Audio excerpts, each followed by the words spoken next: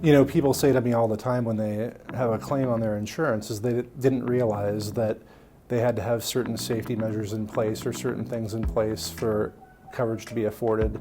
And you know, that really goes back to knowing the contract that's in place between you and your carrier.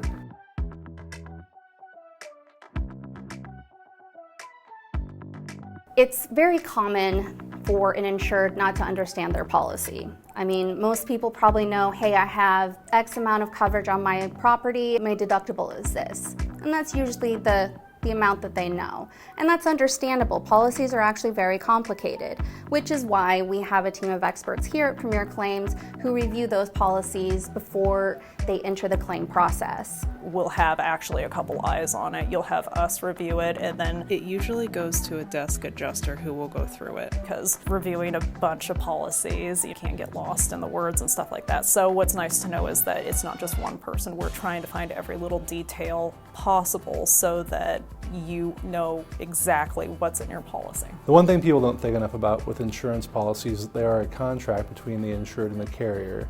And that contract has certain duties upon you, the insured, and also the carrier. Some of the things that may be duties for you are to submit to an examination under oath if you're asked to, or to notify the carrier within a certain time frame of the loss. Other things that you may have to be required to do, or have certain safety measures within your building or property to make sure that coverage is afforded. That could be anything from sprinkler systems to fire alarms. And then for the carrier, they have certain obligations under that policy as well. That could be anything from making a coverage determination within a specific amount of time, or paying out a covered peril and a covered loss. Any of those endorsements that could reduce your coverage, that's something that you want to be able to understand that's happening and be prepared for. Or change, which is the optimal choice, but sometimes people aren't in a position to do that. So you need to make sure that you understand where you stand. So reading through that policy is very important.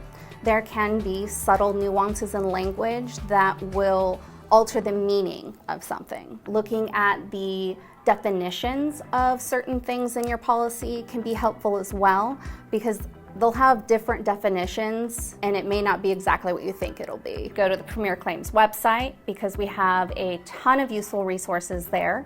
We have a library of definitions and many other resources that can be extremely helpful and help you learn and understand your policy better.